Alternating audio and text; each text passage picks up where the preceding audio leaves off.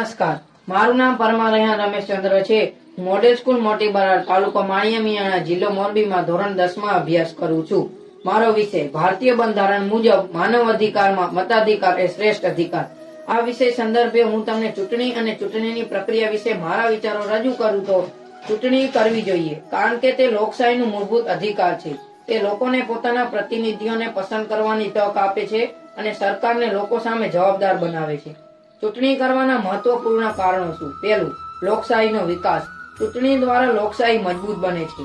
બીજું, પ્રતિનિધિત્વ. ચૂંટણી દ્વારા લોકો પોતાના પ્રતિનિધિઓને પસંદ કરી શકે છે.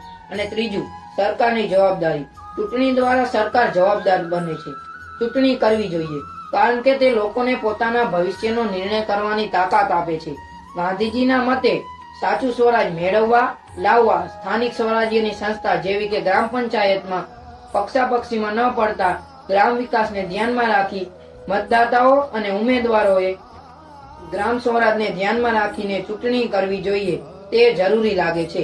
આ મુજબ ભારતના મતદાતાઓનું માનવું છે અને તથા ચર્ચા વિચારણા કરવા પણ જોવા મળ્યા છે કે ઈવીએમ એટલે કે ઇલેક્ટ્રોનિક વોટિંગ મશીનથી મતદાનને બદલે બેલેટ પેપરથી મતદાન વધુ સુરક્ષિત છે. જેના લીધે કદાચ લોકોની ચિંતાને ધ્યાને રાખી આગામી ચૂંટણીઓમાં બેલેટ પેપરથી મતદાન થાય તો કદાચ શંકાનું સમાધાન થઈ શકે. અસ્તુ. જય હિન્દ, જય મતાધિકાર.